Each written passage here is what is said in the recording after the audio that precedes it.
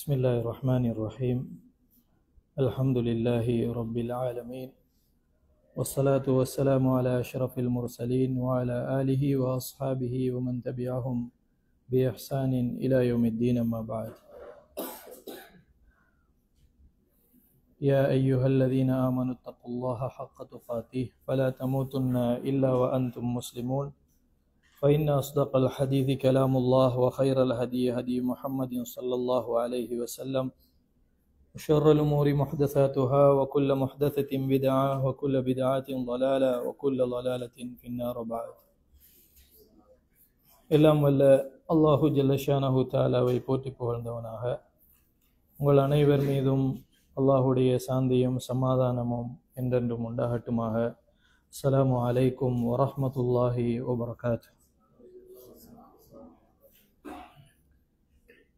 கண்ணியத்துக்குரிய சகோதரர்களே, அல்லாஹுடைய நல்லடியார்களே, இன்றைய காலகட்டத்தில் உறவுகள் பேணுவது என்பது மிக தூரமாகி கொண்டு வரக்கூடிய ஒரு சூழ்நிலையை நாங்கள் அவதானிக்கின்றோம். மிக நெருக்கமாக இருக்க வேண்டிய உறவுகள் கொஞ்சம் கொஞ்சமாக விலகி தூரமாகி அதிலே ஒரு பிடிப்பில்லாத ஒரு சூழ்நிலையில் எங்களுடைய காலம் ஓடிக்கொண்டிருக்கிறது. பொதுவாக இன்றைக்கு உள்ள உறவு முறைகளை நாங்கள் அவதானித்தோமையாக இருந்தால் ஒரு உணர்வு பூர்வமான உறவு முறையாக இல்லாமல் ஒரு வறட்சியான உறவாகத்தான் இன்றைய உறவுகள் பெரும்பாலும் காணப்படுகின்றன.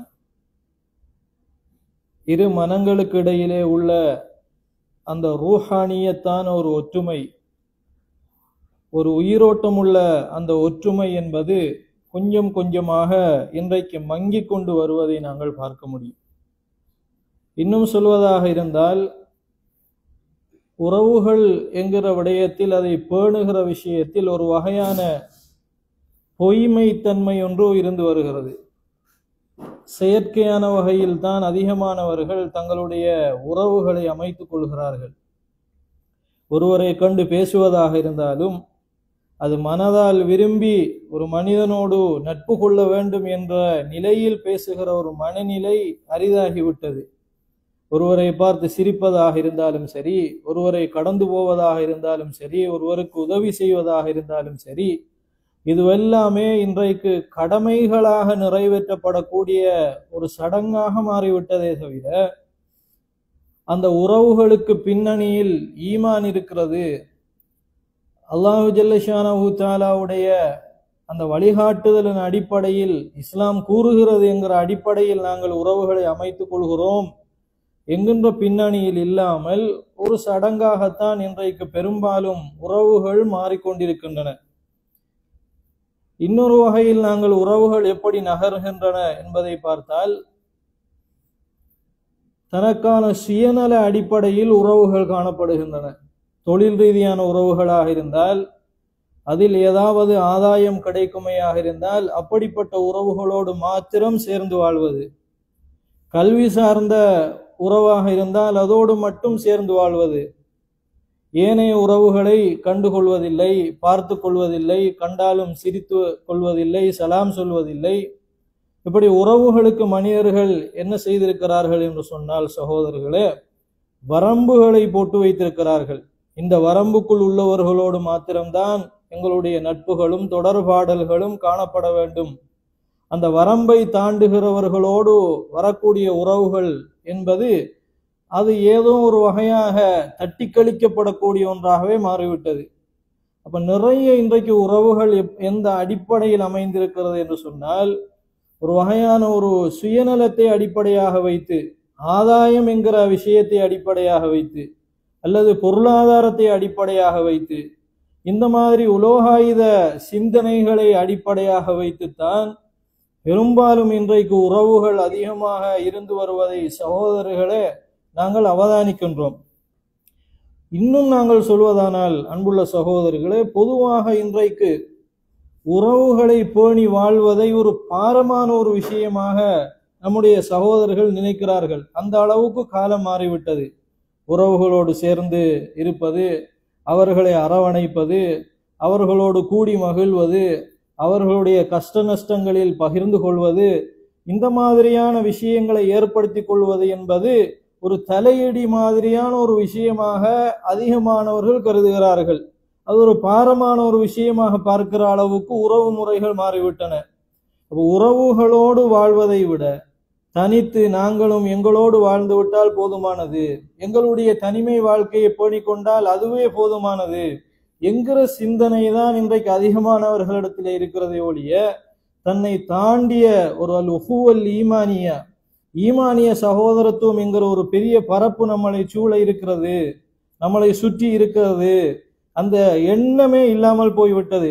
நாங்கள் வாழுகிறோம், நாங்கள் உழைக்கிறோம், எங்களுடைய குடும்பங்களை நாங்கள் பார்த்து கொள்கிறோம், எங்களுடைய தனிப்பட்ட விஷயங்களை நாங்கள் பார்த்து கொள்கிறோம் என்பதோடு மனிதனுடைய வாழ்க்கை முடிகிறதே ஒழிய, அதைத்தான் மனிதர்கள் விரும்புகிறார்களே ஒழிய, இந்த சகோதரத்துவத்தோடு வாழ வேண்டும் என்கிற அந்த எண்ணமே இன்றைய செயற்கையான உலகில், அதிவேகமாக கடந்து போகக்கூடிய உலகில், குறிப்பாக உறவுகளை அறுத்தறியக்கூடிய வகையில் அமைந்திருக்கக்கூடிய இந்த கால கட்டமைப்பின்குள் சிக்குண்டு நிறைய பேர் அதன் அலைகளுக்குள்ளேயே அகப்பட்டு கொண்டு போய் உறவுகளை மறந்து வாழக்கூடிய ஒரு சூழ்நிலை இருக்கிறது.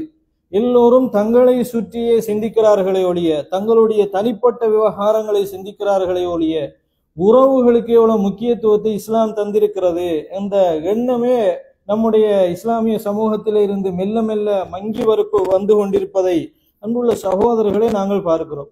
அல்லாஹு ஜல்லஷானஹு தஆலா அல் குர்ஆனிலே, நீங்கள் ஒருவரோடு நட்பு கொள்வதாக இருந்தால், உங்களுடைய குடும்ப அங்கத்தவர்களோடு நீங்கள் நட்பு கொண்டு அவர்களுக்கு உதவி பாராட்டுவதாக இருந்தால், இந்த எல்லாமே எதன் மீது அமைய வேண்டும் என்று அல்லாஹு ஜல்லஷானஹு தஆலா நமக்கு பாடம் எடுக்கிறான். எப்படி அல்லாஹு தஆலா அல் குர்ஆனிலே சொல்கிறான், ஃபஆத்திதல் குர்பா ஹக்கஹு, நெருங்கின குடல்வாய் உறவுகளுக்காக வேண்டி நீங்கள் நிறைய உதவி செய்யுங்கள், மிஸ்கீன்களுக்கு உதவி செய்யுங்கள், வழிபோக்கர்களுக்கு உதவி செய்யுங்கள், இந்த உறவுகளை பேணிக் கொள்ளுங்கள் என்று அல்லாஹு ஜல்லஷானஹு தஆலா சொல்லிவிட்டு, அந்த நோக்கம் எப்படி இருக்க வேண்டும் தெரியுமா? இந்த உறவை பேணுவதனுடைய நோக்கம் என்ன அத்திவாரத்தில் கட்டப்பட வேண்டும் தெரியுமா?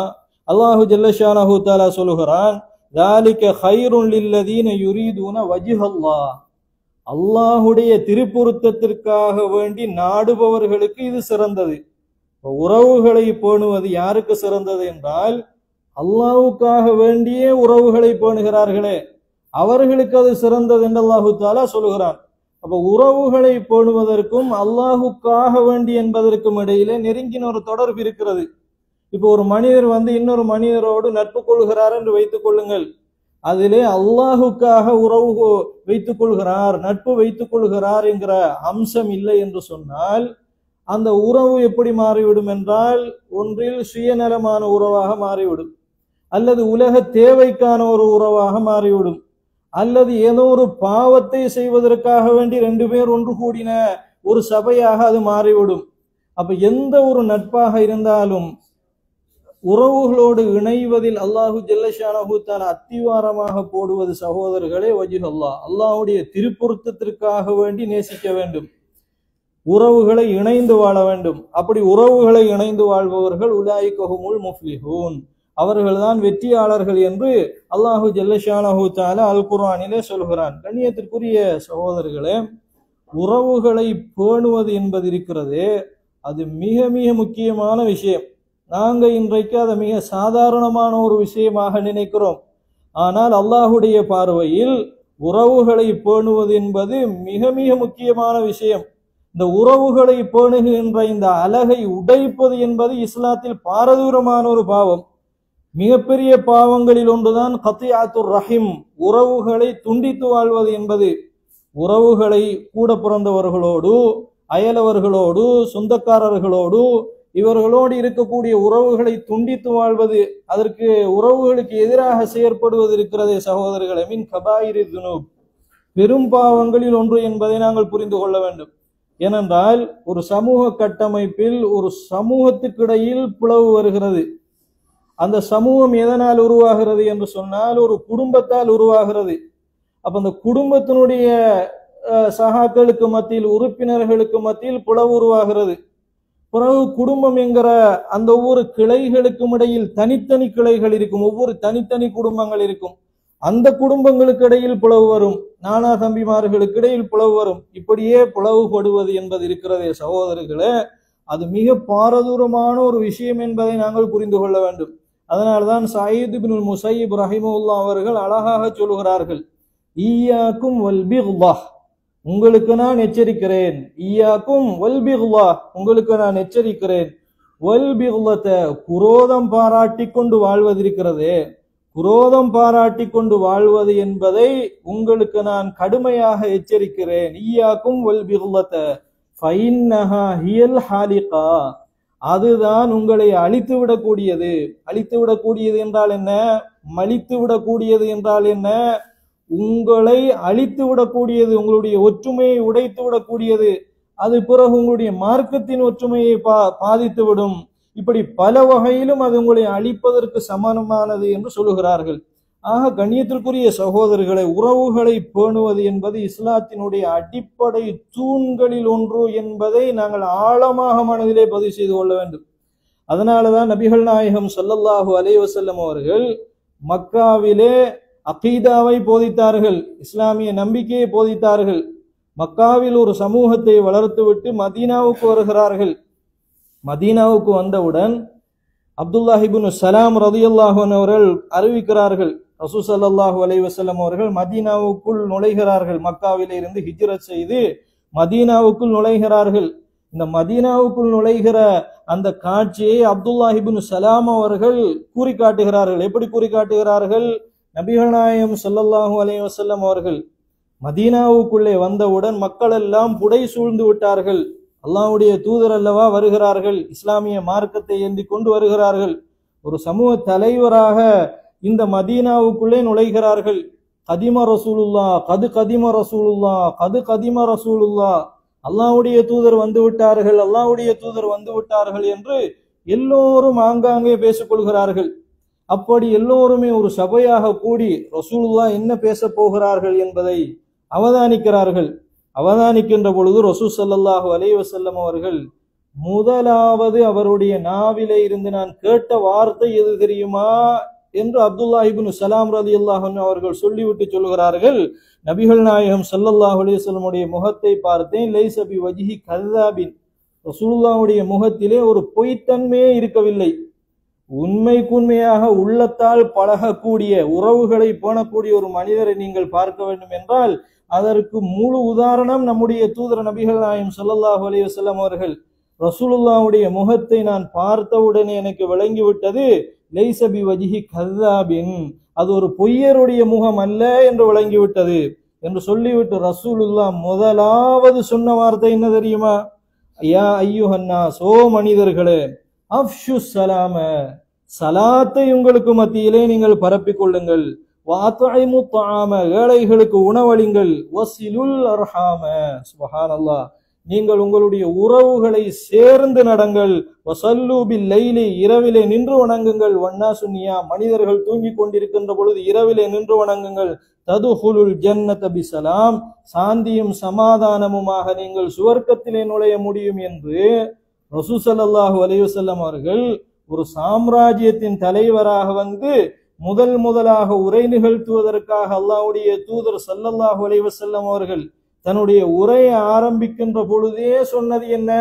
சலாத்தை பரப்புங்கள். வஸிலுல் அர்ஹாம, உங்களுடைய உறவுகளோடு சேர்ந்து நடங்கள் என்றுதான் ரசூல் ஸல்லல்லாஹு அலைஹி வஸல்லம் அவர்கள் தன்னுடைய மதீனாவின் பயணத்தை ஆரம்பிக்கிறார்கள். என்று சொன்னால் உறவுகளை பேணுவது என்பதற்கு நபிகள் நாயகம் ஸல்லல்லாஹு அலைஹி வஸல்லம் அவர்கள் எந்த அளவிற்கு முக்கியத்துவம் தந்திருக்கிறார்கள் என்பது இதிலிருந்து எங்களுக்கு தெளிவாக விளங்குகிறது சகோதரர்களே. ஏனென்று சொன்னால் ரசூல் ஸல்லல்லாஹு அலைஹி வஸல்லம் அவர்கள் மதீனாவுக்கு வந்து அந்த உபதேசத்தை செய்வதற்கு மிக முக்கியமான ஒரு காரணம் இருக்கிறது. ஏனென்றால் அங்கே இரண்டு மிகப்பெரிய ஒரு கூட்டத்தார் வாழ்ந்து கொண்டிருந்தார்கள். அவர்கள்தான் அன்சாரி தோழர்கள் என்று நாங்கள் சொல்கிறோம். அந்த அன்சாரிகள் என்பவர்கள் யார்? அல் அவுசு அல் ஹஸ்ரஜு, அவுஸ் என்கிற கபீலாவும் ஹஸ்ரஜ் என்கிற இரண்டு கபீலாவும் இணைந்ததுதான் அன்சாரிகள் என்று நாங்கள் சொல்கிறோம். நபிகள் நாயகம் ஸல்லல்லாஹு அலைஹி வஸல்லம் அவர்களுக்கு மிகப்பெரிய உதவியாக இருந்தவர்கள். அந்த கூட்டத்தாரிடத்திலே வந்து ரசூலுல்லாஹ் சொல்லுகிறார்கள், நீங்க உறவுகளை பேணி நடந்து கொள்ளுங்க. ஏனென்று சொன்னால் இந்த அல் அவுஸ் வல் ஹஸ்ரஜ் என்கிற இந்த கூட்டத்தார் இருக்கிறார்களே சகோதரர்களே, இவர்கள் இருவரும் வேறு ஒரு தாய்க்கு பிறந்தவர்கள் கிடையாது. இவர்கள் ஒரே தகப்பனுக்கு பிறந்த இரண்டு சகோதரர்கள். ஒரே தகப்பனுக்கு பிறந்த கஹ்தானியூன் என்று சொல்லப்படக்கூடிய கஹ்தான் கோத்திரம் என்று நாங்கள் வரலாற்றிலே படித்திருப்போம். இந்த கஹ்தானியூன்களில் உள்ளவர்கள் தான் யார் என்று சொன்னால் இந்த அவுஸும் ஹஸ்ரஜும்.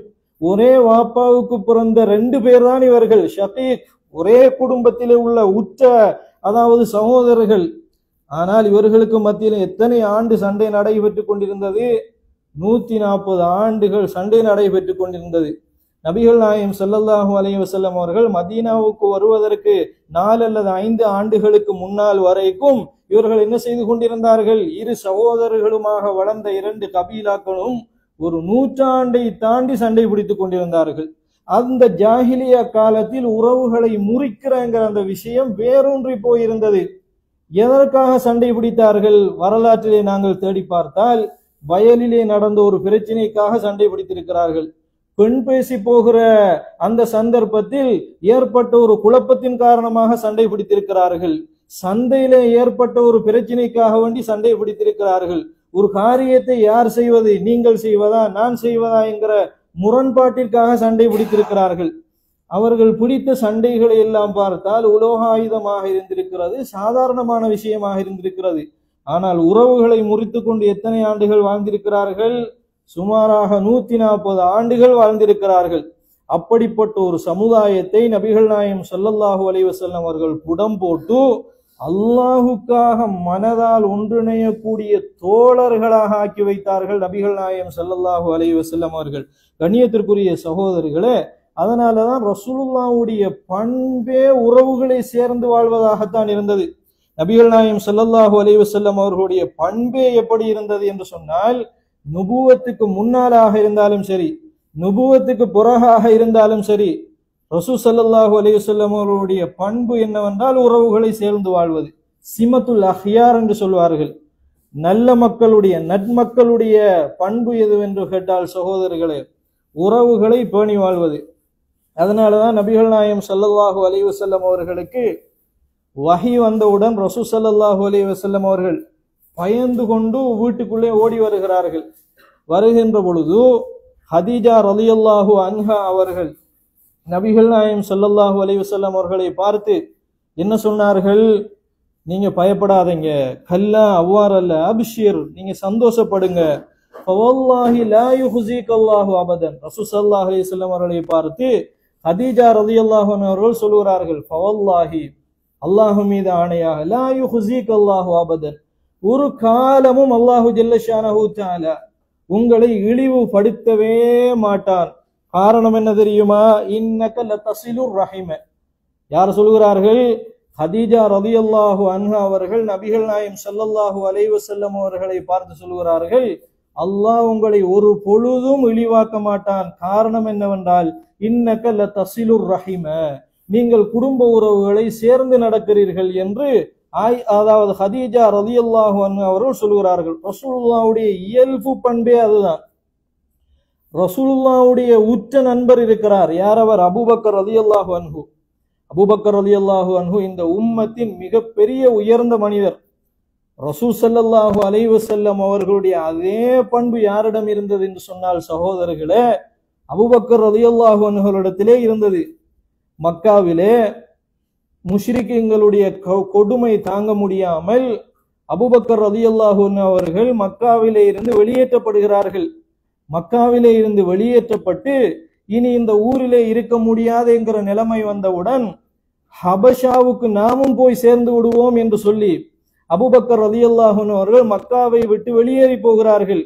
வெளியேறி போகிற அந்த சந்தர்ப்பத்தில் கண்ணியத்திற்குரிய சகோதரர்களே, ஒரு கூட்டத்தின் தலைவராக இருக்கக்கூடிய ஒரு மனிதர் வந்து அபூபக்கர் ரலியல்லாஹு அன்ஹு அவர்களை பார்த்து சொல்கிறார். என்ன சொல்கிறார்? இப்னு தகினா என்று சொல்லக்கூடிய ஒரு கூட்டத்தின் தலைவர். அவர் வந்து என்ன சொல்கிறார்? எந்த வார்த்தையை ஹதீஜா ரலியல்லாஹு அன்ஹா அவர்கள் ரசூல் ஸல்லல்லாஹு அலைஹி வஸல்லம் அவர்களுக்கு பாவித்தார்களோ, என்ன வார்த்தையை பாவித்தார்கள்?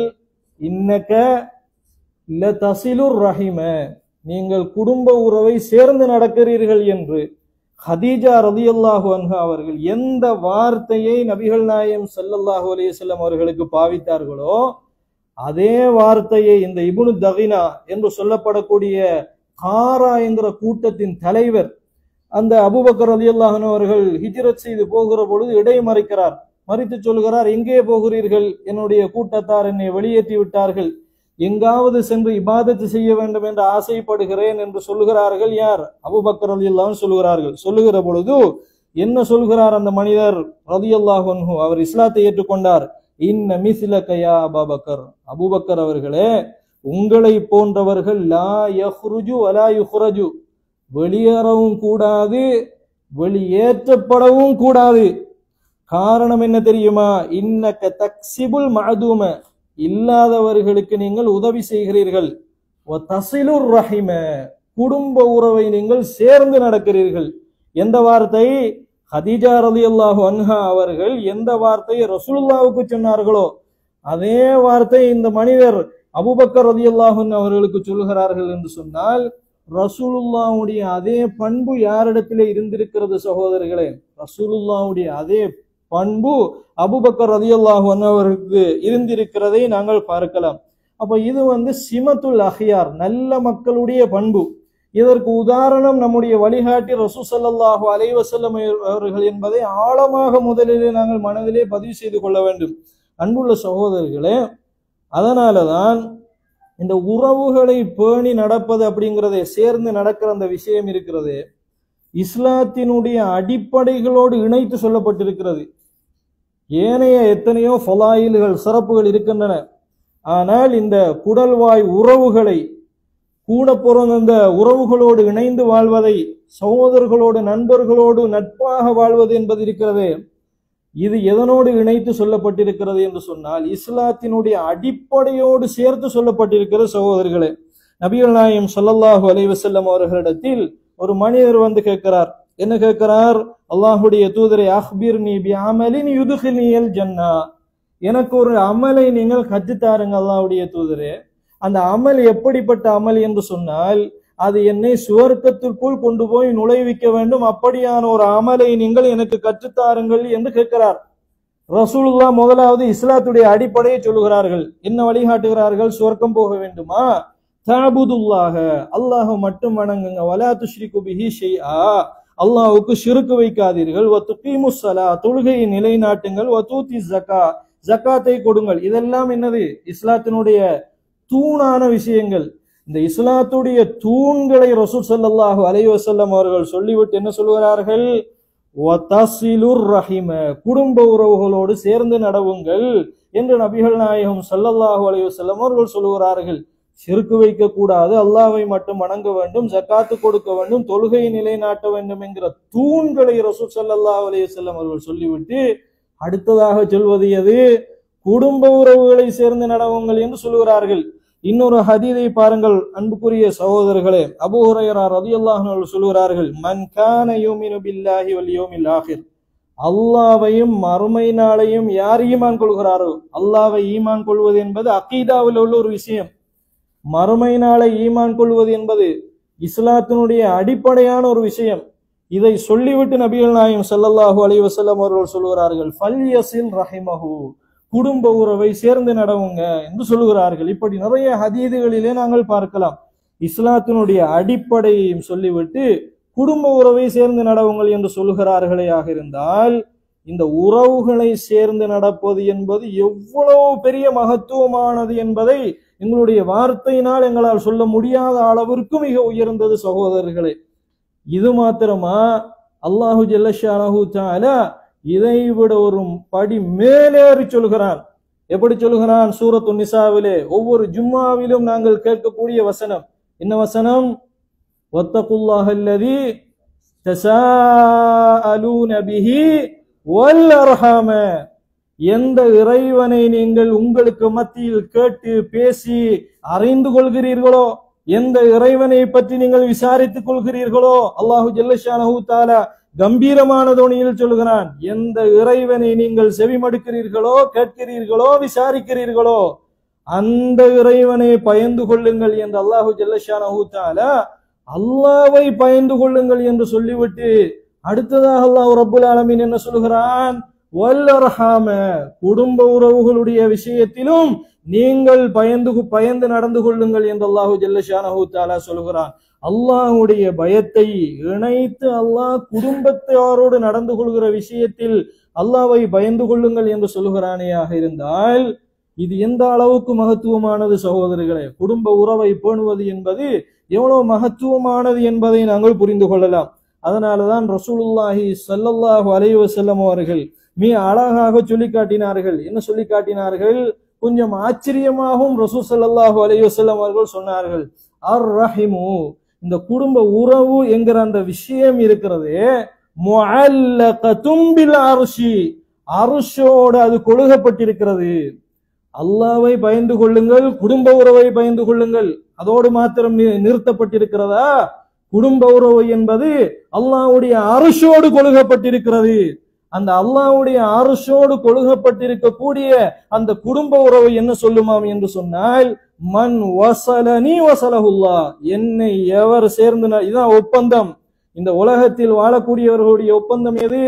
குறிப்பாக அல்லாஹ்வை விசுவாசம் கொண்டவர்களுடைய ஒப்பந்தம் எது? அதை குடும்ப உறவே சொல்கிறது. அது எங்கிருந்து கொண்டு சொல்கிறது? அல்லாஹ்வுடைய அர்ஷ் எனும் சன்னிதானத்தில் கொழுகப்பட்டிருக்கிற நிலைமையில் சொல்கிறது. மன் வஸலனி, என்னை எவர் சேர்ந்து நடக்கிறாரோ, வஸலஹுல்லாஹ், அல்லாஹும் அவரை சேர்ந்து நடப்பான். வமன் கதஅனி கதஅஹுல்லாஹ், யார் என் போன்ற உறவை வெறுத்து நடக்கிறாரோ, துண்டித்து விடுகிறாரோ, அல்லாஹ்வும் துண்டித்து விடுவான் என்று அர்ஷோடு தொங்கிக் கொண்டிருக்கக்கூடிய அந்த உறவு சொல்லுமாம் என்று நபிகள் நாயகம் ஸல்லல்லாஹு அலைஹி வஸல்லம் அவர்கள் சொல்வதை நாங்கள் பார்க்கலாம். கண்ணியத்திற்குரிய சகோதரர்களே, ஆக உறவு என்பது அவ்வளவு முக்கியமானது என்பதை இந்த செய்திகளே எங்களுக்கு போதுமான ஒரு உபதேசமாக இருக்கிறது. அன்புள்ள சகோதரர்களே, இந்த உறவை ஒருவர் துண்டித்து வாழ்வாராக இருந்தால் அவருக்கு ஏற்படுகிற நஷ்டங்கள் எல்லாம் என்ன? அற்புதமான நஷ்டங்கள், பாரதூரமான நஷ்டங்கள் இருக்கின்றன. சில நேரம் ஒரு சகோதரனுடைய உறவை ரொம்ப சர்வசாதாரணமாக நாங்கள் செல்லாக்காசாக நினைத்து உடைத்து விட்டு அப்படியே போய்விடுவோம். ஆனால் அதனுடைய விளைவு மிக ஆபத்தானது. அதனுடைய விளைவை இஸ்லாம் மிகப்பெரிய ஒரு விளைவாகத்தான் பார்க்கிறது. அதுதான் இறுதியாக சொன்ன செய்தியில் அல்லாஹ்வும் துண்டித்து விடுவான் என்று சொல்லப்பட்டிருக்கிறது. விளைவு சாதாரணமானதல்ல. நாங்கள் 2 நாட்கள் 3 நாட்கள் என்பதையும் தாண்டி வருடக்கணக்கிலே சில உறவுகளை பிரிந்து இன்னமும் வாழ்ந்து கொண்டிருப்போம். ஒவ்வொருவருடைய மனிதனுடைய தனிப்பட்ட வாழ்க்கையிலும் ஒவ்வொரு விதமான அனுபவங்கள் காணப்படலாம். நீண்ட காலங்களாக சேர்ந்து நடக்க வேண்டிய இரத்த உறவுகள், ஒரே கருவறைக்குள் இருந்து வெளியான அந்த உறவுகள், இந்த மாதிரியான உறவுகள் எல்லாம் நீண்ட காலமாக தூரமாக இருக்கிறதே சகோதரர்களே. இதனுடைய விளைவு சாதாரணமானதா என்று கேட்டால் நிச்சயமாக சாதாரணமானது கிடையாது. அன்புள்ள சகோதரர்களே, முதலாவது என்ன விஷயம் என்றால் நம்முடைய நிம்மதி பறிக்கப்பட்டுவிடும். நமக்கு நிம்மதி இந்த உலகத்திலே வேண்டுமா? யாருடைய முரண்பாடும் நம்முடைய தலைக்குள் இல்லாமல் நாங்கள் தூங்க போக வேண்டும். எவரை பற்றிய வஞ்சகமோ குரோதமோ கல் நெஞ்சத்தனமான எண்ணமோ முரண்படுகின்ற அந்த சிந்தனையோ இல்லாமல் நாங்கள் தூங்க போக வேண்டும். நாளைக்கு நாங்கள் எழும்பாமல் மரணித்து விட்டால் எந்த மனிதனோடும் பகை இல்லாமல் மரணிக்கிற பாக்கியம் நமக்கு கிடைக்க வேண்டும். இது மிக முக்கியமானது. ஒருத்தர் உறவை துண்டித்து வாழ்வாரையாக இருந்தால் முதலாவது அங்கிருந்து எடுக்கப்படுவது எது தெரியுமா? நிம்மதி எடுக்கப்படுகிறது, பரக்கத் எடுக்கப்படுகிறது. அதனாலதான் நபிகள் நாயகம் ஸல்லல்லாஹு அலைஹி வஸல்லம் அவர்கள் சொன்னார்கள், மன் அஹப்ப யுப்ஸத லஹு ஃபீ ரிஸ்கிஹி அவ் யுன்ஸஅ லஹு ஃபீ அஸரிஹி, யாருடைய ரிஸ்கில் அல்லாஹு ஜல்ல ஷானஹு தஆலா நிறைய பரக்கத் செய்ய வேண்டும் என்று ஆசைப்படுகிறாரோ, அல்லது யாருடைய வாழ்நாளில் அதிகமாக வாழ வேண்டும், சந்தோஷமாக வாழ வேண்டும் என்று ஆசைப்படுகிறாரோ அவர் குடும்ப உறவை சேர்ந்து நடக்கட்டும் என்று ரசூலுல்லாஹ் சொல்லுகிறார்கள். அப்பவே அந்த உளவியலை ரசூலுல்லாஹ் சொல்லிவிட்டு போய்விடுகிறார்கள். இப்பொழுது வருகிறவர்கள் எல்லாம் என்ன சொல்கிறார்கள்? உறவை முறிக்கிறவர்களுக்கு மனது நிம்மதியாக இருக்காது, அவர்களுடைய உடல்நிலை காலப்போக்கில் வீக்காகிவிடும், அவருடைய சிந்தனையில் நிறைய அழுத்தங்கள் ஏற்பட்டுவிடும், காலப்போக்கில் மனநோய் ஏற்பட்டுவிடும் எல்லாம் இன்றைக்கு உளவியல் சொல்கிறது. ரசூல் ஸல்லல்லாஹு அலைஹி வஸல்லம் அவர்கள் அதை ஆன்மீகத்தோடு சேர்த்து சொல்கிறார்கள். உங்களுடைய ரிஸ்கில் அபிவிருத்தி வேண்டுமா, உறவை சேர்ந்து நடங்க. உங்களுடைய ஆயுள் வாழ்நாளில் அபிவிருத்தி வேண்டுமா, உறவுகளை சேர்ந்து நடவுங்கள். நபிகள் நாயகம் ஸல்லல்லாஹு அலைஹி வஸல்லம் அவர்கள் சொல்கிறார்கள், சகோதரர்களே, இரண்டாவது உறவை முறித்து வாழக்கூடியவர்களுக்கு மிகப்பெரிய ஒரு துர்ப்பாக்கியத்தை அல்லாஹு ஜல்ல ஷானஹு தஆலா அல் குர்ஆனிலே சொல்கிறான். என்ன அல்லாஹ் அல் குர்ஆனிலே சொல்கிறான்? ஃபஹல் அஸைதும் இன் தவல்லைதும் அன் துஃப்ஸிது ஃபில் அர்தி வ துகத்தியு அர்ஹாமக்கும், நீங்கள் உங்களுடைய உறவுகளை துண்டித்து வாழ பார்க்கிறீர்களா? உலாயிகல்லதீன லஅனஹுமுல்லாஹ், அப்படி இருந்தால் அல்லாஹ்வை அஞ்சிக் கொள்ளுங்கள். அவர்கள் யார் தெரியுமா? அல்லாஹ்வுடைய சாபத்துக்குரியவர்கள். ஃபஅஸம்மஹும் வ அமா அப்சாரஹும், அவர்களுடைய காது செவிடாகட்டும், கண் குருடாகட்டும் என்று அல்லாஹ் ஜல்ல ஷானஹு தஆலா சொல்கிறான். அல்லாஹ் பாதுகாக்க வேண்டும். உறவுகளை பிரிந்து நடப்பவர்களுக்கு சாபம் என்கிறது சொல்லப்படுகிறது. ஃபஅஸம்மஹும், அவருடைய காதுகளை அல்லாஹ் குருடாக்குவான், அவர்களுடைய காதுகளை அல்லாஹ் செவிடாக்கி கண்களை குருடாக்குவான் என்று அல்லாஹ் ஜல்ல ஷானஹு தஆலா சொல்கிறான். அறிஞர்கள் இந்த வசனத்திற்கு விளக்கம் சொல்லுகிற பொழுது என்ன சொல்கிறார்கள் என்றால், ஒருத்தர் இன்னொரு மனிதனோடு உறவை எனக்கு இது வேண்டாம் என்று துண்டித்து விட்டார் என்று வைத்துக் கொள்ளுங்கள். அவருடைய சிந்தனைக்கு அவர் மிகப்பெரிய ஒரு கதவை போட்டுக் கொள்கிறார், மிகப்பெரிய ஒரு திரையை போட்டுக் கொள்கிறார். அவருடைய அந்த கல் நெஞ்சத்தனமான அந்த சிந்தனைக்கு அங்கால அவர் சிந்திக்க மாட்டார். எவ்வளவு உபதேசம் செய்து பாருங்கள், உறவை பிரிந்து நடப்பது பாவமானது, உங்களுடைய சகோதரன் அல்லவா, எவ்வளவு உபதேசம் சொன்னாலும் காது செவிடானது போலவும் கண் குருடானது போலவும் இருக்கும். அவர்கள் அந்த குரோதத்தை தான் வளர்த்து கொண்டிருப்பார்கள். ஏனென்றால் அல்லாஹ்வுடைய அந்த அருளிலே இருந்து அவங்க தூரமாகிட்டாங்க. ஏனென்றால் அல்லாஹ்வுடைய அருள் யாருக்கு இருக்கும் என்றால், உறவை குறைந்தபட்சம் சேர்ந்து நடக்க வேண்டும் என்கிற எண்ணம் உள்ளவர்களுக்கு தான் இருக்கும் என்று அறிஞர்கள் இந்த வசனத்துக்கு விளக்கம் சொல்வதை நாங்கள் பார்க்கலாம். கண்ணியத்துக்குரிய சகோதரர்களே, அதனால நாங்க மிக முக்கியமான ஒரு விஷயத்தை விளங்கிக் கொள்ள வேண்டும். இன்றைக்கு உறவுகள் எப்படி நடந்து கொள்கிறார்கள் என்றால், சாதாரணமாக சொல்லுவார்களா இல்லையா, மௌத்து வரைக்கும் நான் பேச மாட்டேன் என்பார்கள், அல்லது என்னுடைய வாசல் படியை இவர் மிதித்து விடவே கூடாது என்று சொல்லிவிடுவார்கள், அல்லது இவருடைய முகத்தில் இதற்கு பிறகு நான் முழிக்கவே மாட்டேன் என்று சொல்வார்கள். இதெல்லாமே சாதாரணமான வார்த்தை கிடையாது, அல்லாஹ்வுடைய சட்டத்தை மீறி பேசுவதாகும். சில நேரம் எங்களுடைய சுய கௌரவம் அப்படி பேச வைக்கும், ஆனா அல்லாஹ்வை பயந்த ஒரு காலம் நாங்கள் அப்படி பேச மாட்டோம். கண்ணியத்திற்குரிய சகோதரர்களே, இது உறவை பிரிவதில் உள்ள அடுத்த பாரதூரமான ஒரு விஷயம். இன்னொரு பாரதூரம் இருக்கிறது. இந்த பாவம் உறவை துண்டிப்பவரோடு மாத்திரம் நின்று கொள்ளுமா?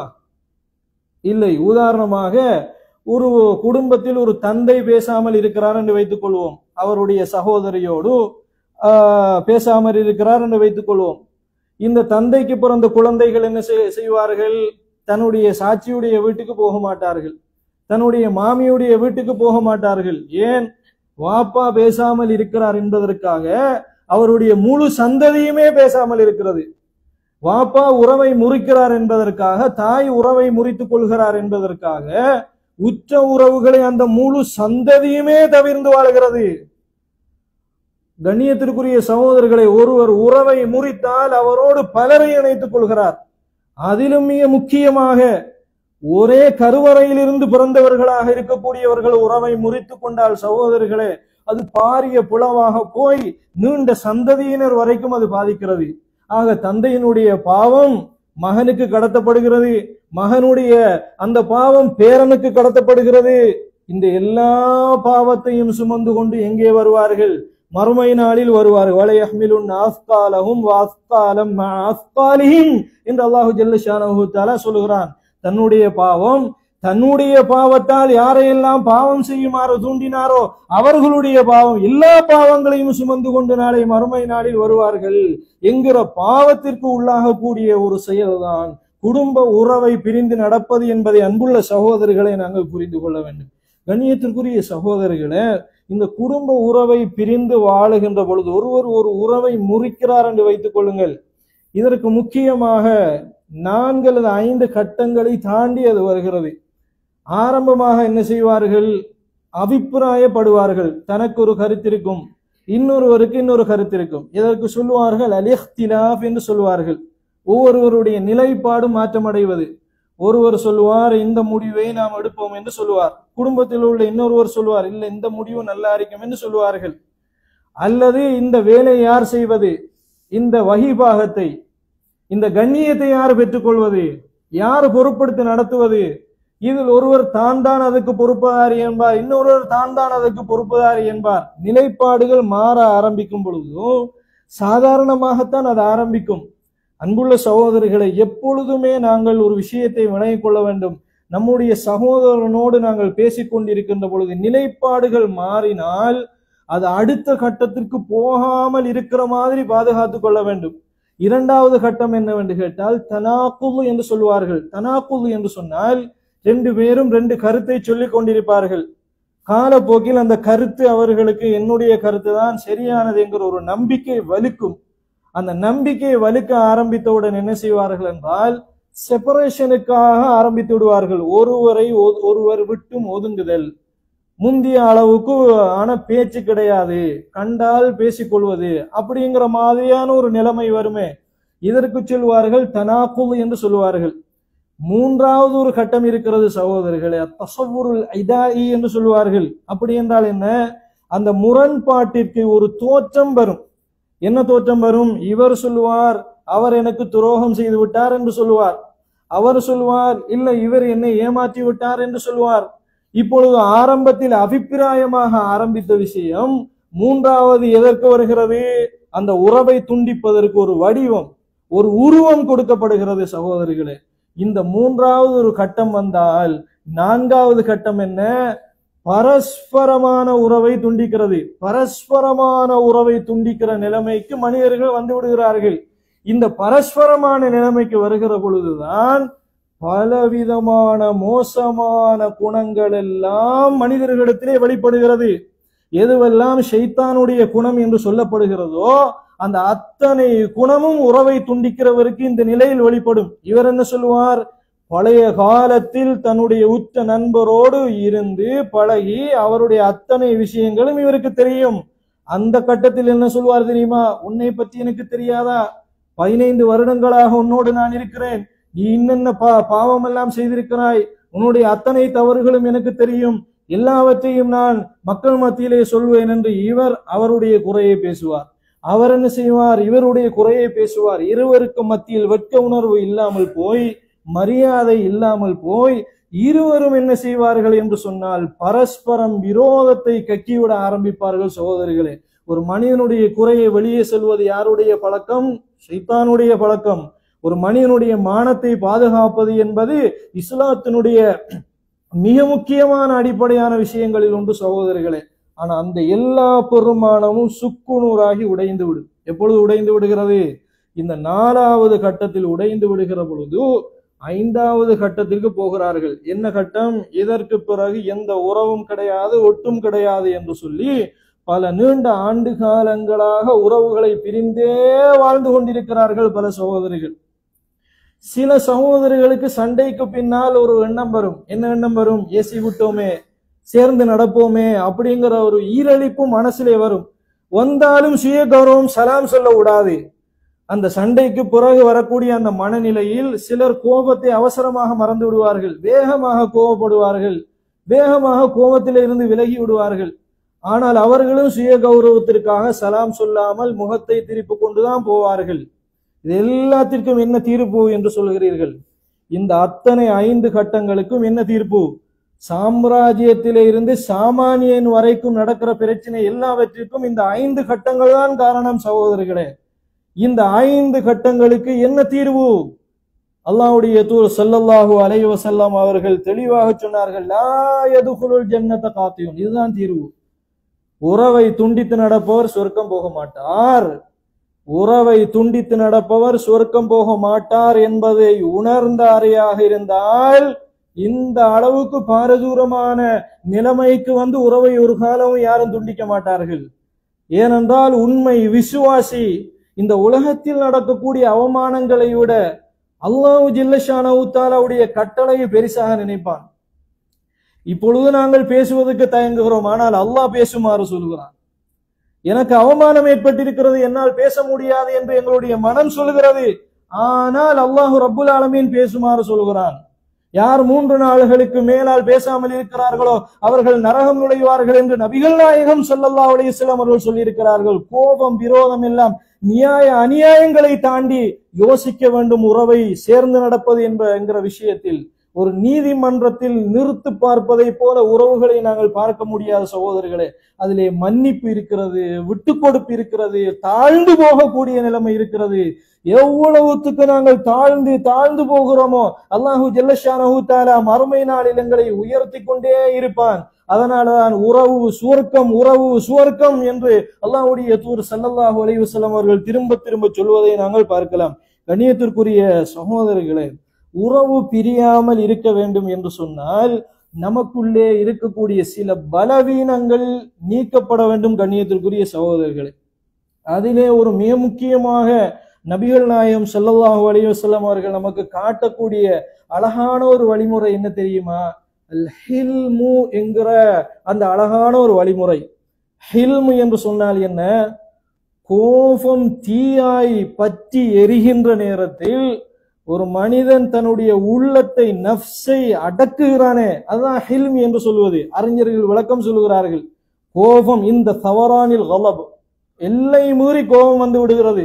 இனி வேண்டாம் இந்த உறவு என்கிற அளவுக்கு அந்த நிலைமை வருகிறதா இல்லையா? அந்த நிலைமையில் தன்னுடைய நஃப்ஸை அவன் கட்டுப்படுத்துகிறானோ அதுதான் ஹில்மு என்பது. அந்த ஹில்மோடு இருப்பவர்களுக்கு நாளை மறுமை நாளில் அல்லாஹு ஜல்லஷானஹு தஆலா பெரிய நன்மை வைத்திருக்கிறான். கண்ணியத்துக்குரிய சகோதரர்களே, நபிகள் நாயகம் ஸல்லல்லாஹு அலைஹி வஸல்லம் அவர்களிடத்திலே ஒரு மனிதர் வருகிறார். வந்து அல்லாஹுடைய தூதரே, யா ரசூலல்லாஹ், இன்னலி கராபத்தன் அசிலுகும், எனக்கு சில நெருங்கின உறவுக்காரங்க இருக்கிறாங்க. அசிலுகும், அவங்களோட நான் சேர்ந்து நடக்க முயற்சி பண்ணுகிறேன். வயக்தாஊனி, என்னை அவர்கள் துண்டித்தே விட்டு விடுகிறார்கள். வஉஹ்சினு இலைஹிம், அவங்களுக்கு நான் நல்லது செய்ய பார்க்கிறேன்.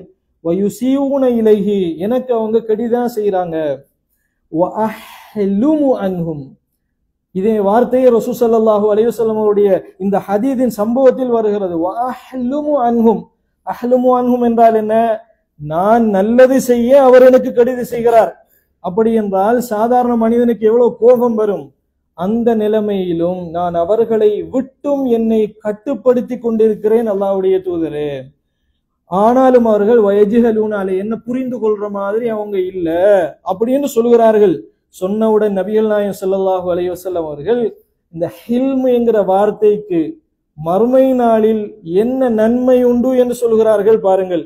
லைன் குன்த கமா குல்த, நீ சொன்னது மாதிரியே உண்மைக்கு உண்மையாக நீ நடப்பாயாக இருந்தால், ஃபகஅன்னமா துசிஃபுஹுமுல் மல்ல, யார் உன்னை துண்டித்தார்களோ அவர்களுடைய வாயிலே நீ கடும் சூடான உமியை நீ போட்டு விட்டவனை போல. ஏன்னா மறுமை நாளில் அல்லாஹ்விடத்துல வந்து உறவை துண்டி விட்டு யா இறைவா, நான் இன்ன காரணத்துக்காக உறவை துண்டித்தேன் என்று சொல்ல முடியாது. நான் இன்னென்ன நியாயங்களுக்காக உறவை துண்டித்தேன் என்று சொல்ல முடியாது. ஏனெனில் சூடான உமி ஒரு மனிதனுடைய சாம்பல் ஒரு மனிதனுடைய வாயினுள்ளே போடப்பட்டு அடைக்கப்பட்டு விடும். எவன் உறவை சேர்ந்து நடக்க விரும்பினானோ அவனுக்கு என்ன நன்மை தெரியுமா? அல்லாஹ்வுடைய தூதர் ஸல்லல்லாஹு அலைஹி வஸல்லம் அவர்கள் சொல்கிறார்கள், வலா யஸாலு மஅக மினல்லாஹி ஸஹீருன் அலைஹிம் மா தும்த அலா ذلك, இந்த பண்பு உன்னிடத்தில் இருக்கும் வரை அல்லாஹ்வின் புறத்திலே இருந்து உனக்கான உதவியாளர் இருந்து கொண்டே இருப்பார் என்று நபிகள் நாயகம் ஸல்லல்லாஹு அலைஹி வஸல்லம் அவர்கள் சொல்வதை நாங்கள் பார்க்கலாம். கண்ணியத்துக்குரிய சகோதரர்களே, இரண்டாவது, உறவை நாங்கள் சேர்ந்து வாழ வேண்டும் என்றால் அல்லாஹ் ஜல்லஷானஹு தஆலா நமக்கு சொல்கிற அழகான ஒரு வழிகாட்டல் இருக்கிறது. பழையதை மறக்க கற்றுக்கொள்ள வேண்டும். சில விஷயங்கள் உண்மையிலேயே மறக்க முடியாமல் இருக்கும், ஆனால் மறக்க பழகி கொள்ள வேண்டும். இது யாருடைய சம்பவத்தில் சொல்லப்படுகிறது? எந்த அபூபக்கர் ரலியல்லாஹு அன்ஹு அவர்கள் உறவை சேர்ந்து நடப்பதற்கு மிகப்பெரிய வரலாற்றின் உதாரண புருஷராக இருந்தார்களோ அவர்களுக்கு அல்லாஹு ஜல்லஷானஹு தஆலா வழிகாட்டுகிறான். எந்த சந்தர்ப்பத்தில் அல்லாஹு ஜல்லஷானஹு தஆலா வழிகாட்டுகிறான்? தன்னுடைய மகளார் ஆயிஷா ரலியல்லாஹு அன்ஹா அவர்களுக்கு ஒரு அவதூறான ஒரு செய்தியை அபூபக்கர் ரலியல்லாஹு அன்ஹு அவர்களோடு மிக நெருக்கமாக கடமைப்பட்டிருந்தவர்கள் சில சஹாபாக்கள் கூறிவிட்டார்கள். அந்த சந்தர்ப்பத்தில் சத்தியம் செய்கிறார்களா இல்லையா? இனி நான் மிஸ்தாஹ் போன்றவர்களுக்கு எந்த ஒரு தர்மமும் செய்ய மாட்டேன், எந்த உதவியும் செய்ய மாட்டேன் என்று சத்தியம் செய்கிறார்கள். உறவை முறித்தே விடுவேன் என்று சத்தியம் செய்கிறார்கள். அல்லாஹு ஜல்ல ஷானஹு தஆலா அல் குர்ஆன் வசனத்தை இறக்குகிறான், வலா யஅதலி உலுல் ஃபضل மின்கும், உங்களிலே செல்வந்தம் படைத்தவர்கள் ஏழை எளிய மக்களுக்கு நெருக்கமானவர்களுக்கு கொடுக்க மாட்டோம் என்று உறவை துண்டித்து விடுவோம் என்று சத்தியம் பண்ண வேண்டாம் என்று அல்லாஹு ஜல்ல ஷானஹு தஆலா சொல்லிவிட்டு மறக்க முடியாமல் இருக்கிறது. ஏனென்றால் இப்படியான நெருக்கமான உறவுக்கு ஒருவர் அவதூறு சொன்னால் யாருமே அதை தாங்கிக் கொள்ள மாட்டார்கள். மனித இயல்பின் அடிப்படையில் அபூபக்கர் ரலியல்லாஹு அன்ஹு அவர்கள் அப்படி ஒரு முடிவை எடுத்தார்கள். அல்லாஹு ஜல்ல ஷானஹு தஆலா அபூபக்கர் ரலியல்லாஹு அன்ஹு அவர்களுக்கும் ஏனைய எங்கள் போன்ற சமுதாயத்திற்கும் என்ன வழிகாட்டலை செய்கிறான்? நீங்கள் மன்னியுங்கள், ஃபஅஃபு, மன்னியுங்கள், வஸ்ஃபஹ், ரெண்டு வார்த்தை அல்லாஹு தஆலா பாவிக்கிறான். அன்புள்ள சகோதரிகளே, ஃபஅஃபு என்றால் எதிரான எந்த ஆக்ஷனும் எடுக்காமல் விட்டு விடுவது. வஸ்ஃபஹ் என்று சொன்னால், அன்புள்ள சகோதரிகளே, மனதிலே அவர் செய்த அந்த துரோகத்தின் தடயம் மனதிலே இருக்குமே, அந்த தடயத்தை, அந்த ரணத்தை, அந்த வடுவை மனதிலிருந்து எடுப்பது. ரெண்டையும் செய்தால்தான் ஈமான் பூரணம் அடைகிறது. ஒருவருக்கு எதிராக செயல்படாமல் சரி போகட்டும் என்று விட்டுவிட்டால் கூட ஈமான் பாதியில் தான் நிற்கிறது. அடுத்த வழக்கம் என்ன? அவர் செய்ததை மறக்க வேண்டும். மறக்க முடியவில்லையா? அடுத்த சொல்யூஷனை அல்லாஹ் ஜல்ல ஷானஹு தஆலா சொல்கிறான். என்ன சொல்கிறான்? அவனுடைய நிலையில் உங்களை யோசித்து பாருங்கள். நீங்கள் ஒரு பாவத்தை செய்து விட்டீர்கள். உங்கள் பாவத்தை அல்லாஹ் மன்னிக்க வேண்டும் என்று ஆசைப்படுகிறீர்களா இல்லையா? நீங்கள் எவ்வளவெல்லாம் பாவம் செய்துவிட்டு வந்து இறைவா என் பாவத்தை மன்னி என்று சொல்கிறீர்கள். மனச்சாட்சியை மீறி என்னென்னவெல்லாம் பாவம் செய்துவிட்டு வந்து அல்லாஹ்விடத்திலே பாவ மன்னிப்பு தேடுகிறீர்களே, அப்பொழுது அல்லாஹ் உங்களை மன்னிக்கவில்லையா? அல்லாவே உங்களை மன்னிக்கின்ற பொழுது அற்பமாக வாழக்கூடிய நீங்கள் உங்களுக்குள் ஏன் மன்னிப்பை ஏற்படுத்தக்கூடாது?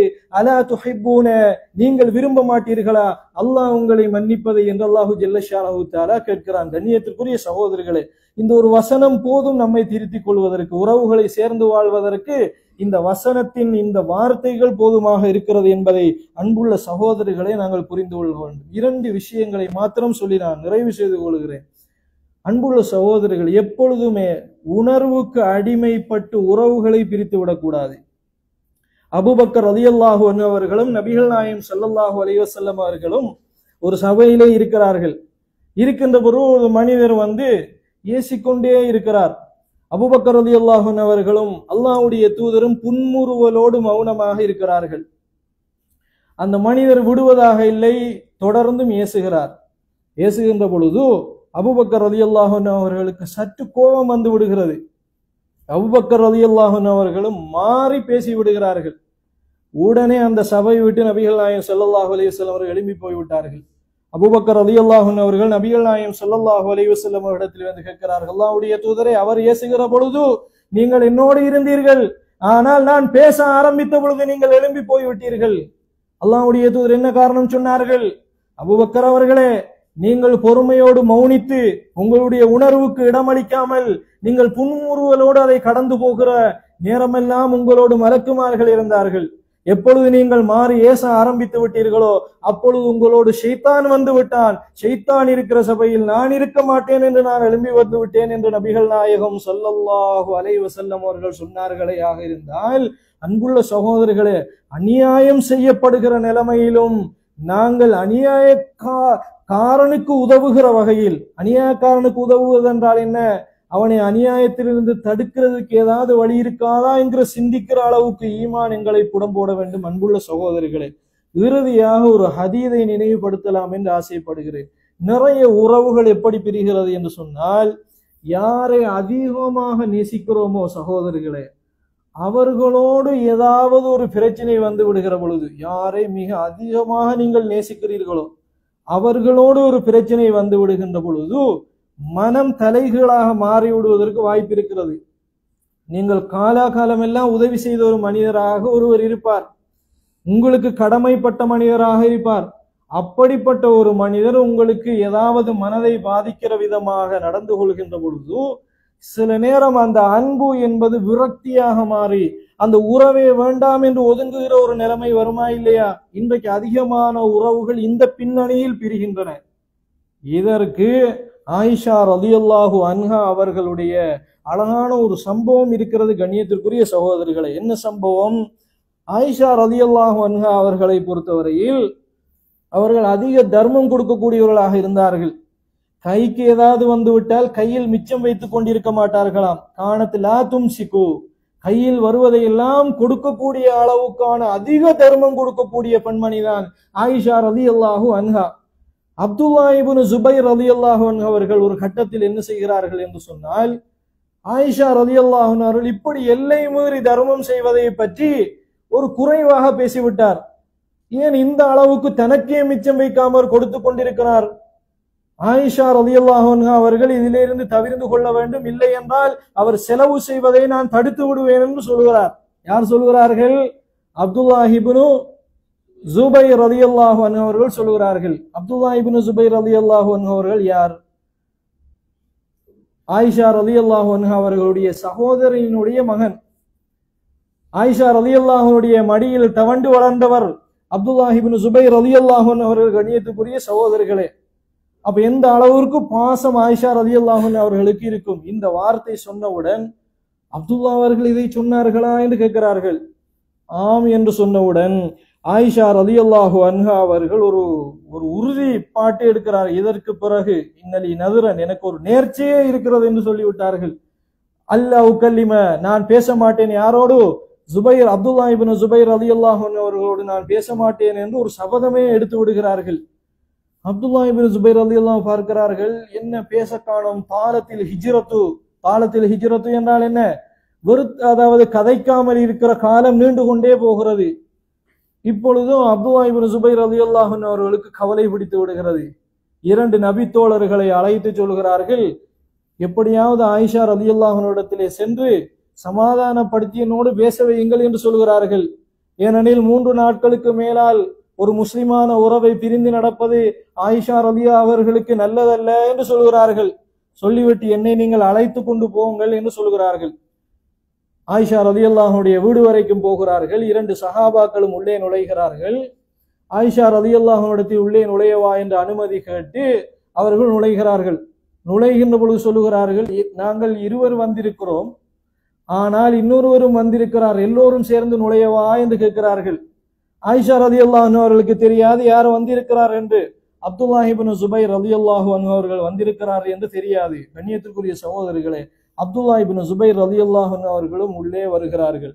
வருகின்ற பொழுது ஆயிஷா ரலியல்லாஹு அன்ஹா அவர்களிடத்திலே சொல்லி சொல்லி 3 நாட்களுக்கு மேலால் பேசாமல் இருந்தால் தவறானது என்கிற ஹதீதை எல்லாம் அவர்கள் உணர்த்தி இறுதியிலே ஆயிஷா ரலியல்லாஹு அன்ஹா அவர்களை என்ன செய்கிறார்கள்? ஏற்றுக்கொள்ள வைக்கிறார்கள். அப்பொழுது அப்துல்லா இப்னு ஜுபைர் ரலியல்லாஹு அன்ஹு அவர்கள் ஆயிஷா ரலியல்லாஹு அன்ஹா அவர்களை ஆற தழுவுகின்ற பொழுது ஆயிஷா ரலியல்லாஹு அன்ஹா அவர்கள் தேம்பி தேம்பி அழுகிறார்கள். கண்ணியத்திற்குரிய சகோதரர்களே, எந்த அளவுக்கு என்றால் அதற்காக வேண்டி அவர்கள் 40 ரகபத்தன் 40 அடிமைகளை உரிமை விட்டார்கள். அந்த நேர்ச்சியை வைத்ததற்காக வேண்டி 40 அடிமைகளை உரிமை விட்டார்கள் என்கிற அந்த செய்தியை நாங்கள் பார்க்கிறோம் புகாரிலே. இந்த சம்பவம் நினைவுக்கு வரும் பொழுதெல்லாம் அழுதார்கள் என்கிற செய்தியை நாங்கள் பார்க்கிறோமா இல்லையா? அன்புள்ள சகோதரர்களே, எவ்வளவுதான் எங்களுடைய உணர்வுகள் வேலை செய்தாலும் உறவுகள் என்பது மிக முக்கியமானது. உறவுகளை ஒரு பொழுதும் பிரிந்து நடந்து விடக்கூடாது. உறவுகளை சேர்த்து வைப்பதற்காகவே எங்களிடத்தில் ஒரு கட்டமைப்பு இருக்க வேண்டும். உறவுகளை இணைத்து வைப்பதற்காக என்றே ஒரு கட்டமைப்பு எங்களிடத்தில் இருக்க வேண்டும். நபிகள் நாயகம் ஸல்லல்லாஹு அலைஹி வஸல்லம் அவர்கள் சில கட்டங்களில் சஹாபாக்களுக்கு மத்தியிலே வரக்கூடிய பிணக்குகளை தீர்த்து வைப்பதற்காக வேண்டிய பல தூரம் போவார்கள். எந்த அளவுக்கு என்றால் தொழுகைக்கு சில கட்டங்களில் பிந்தி வரக்கூடிய நிலைமை கூட ஆகியிருக்கிறது. ஏனென்றால் நபிகள் நாயகம் ஸல்லல்லாஹு அலைஹி வஸல்லம் அவர்கள் சஃபிலே நின்று தொழுகிற வளமை ரசூல் ஸல்லல்லாஹு அலைஹி வஸல்லம் அவர்களுக்கு இருந்தது. உடனே கேள்விப்படுகிறார்கள், இன்ன கோத்திரத்தில் சண்டை நடக்கிறது என்று சொல்லி அங்கு போய் தீர்த்து விட்டு வந்து அல்லாஹ்வுடைய தூதர் ஸல்லல்லாஹு அலைஹி வஸல்லம் அவர்கள் தொழுவித்தார்கள் என்கிற செய்தியை நாங்கள் பார்க்கிறோம். அன்புள்ள சகோதரர்கள், அவ்வளவு முக்கியமானது எது? இந்த உறவை சேர்ந்து நடப்பது என்பது. இந்த செய்திகள் எல்லாம் கேட்ட பிறகு நாங்கள் யாராவது உறவை பிரிந்திருந்தால், இது கால வரைக்கும் யாரோடு நாங்கள் பேசாமல் இருப்போமையாக இருந்தால், எங்களுக்கு கடமையாக இருக்கக்கூடிய, குறிப்பாக தவாத்துர் ரஹீம் என்று சொல்லுவார்கள், எங்களுடைய உற்ற அதாவது குடும்பத்தை சார்ந்தவர்களாக இருக்கக்கூடிய இரத்த பந்தங்கள் இவர்கள் யாரோடாவது நாங்கள் பேசாமல் இருந்தால் அதை எல்லாம் மீறி மரணிப்பதற்கு முதல் அந்த கணக்கை தீர்த்து சலாம் சொல்லி விட்டுத்தான் நாங்கள் மரணிக்க வேண்டும். இதுதான் இஸ்லாத்தினுடைய அடிப்படை, இதுதான் இஸ்லாத்தினுடைய அளவுகோல். இஸ்லாம் இதை பேணுமாறு நமக்கு சொல்லுகிறது என்பதை அன்புள்ள சகோதரர்களை எங்களுடைய உள்ளத்தில் ஆழமாக பதித்துக் கொள்வோமாக. இந்த ஈமானிய உறவை அல்லாஹு ஜல்லஷானஹு தஆலா எங்களுடைய உள்ளத்திலே பதிப்பானையாக இருந்தால் எங்கள் மத்தியில் பாரிய ஒரு இணைப்பு ஏற்படும். நாங்கள் எல்லோரும் அல்லாஹுக்காக வேலை செய்யக்கூடிய, அல்லாஹ்வுடைய கலிமாவை உயர்த்தி சொல்லக்கூடிய ஒவ்வொரு தனி மனித உறவுகளாக நாங்கள் மாறுவோம் என்பதை நாங்கள் புரிந்து கொள்ள வேண்டும். வல்ல ரப்புல் ஆலமீன் இவ்வாறான ஒரு விடயத்தை சொல்லுகின்ற நானும் கேட்கக்கூடிய நீங்களும் எடுத்து நடக்கக்கூடிய பாக்கியத்தை எனக்கும் உங்களுக்கும் தந்தருள்வானாக. வஆகிரு தஅவானா அனில் ஹம்துலில்லாஹி ரப்பில் ஆலமீன். சுப்ஹானக்கல்லாஹு வ பிஹம்திக.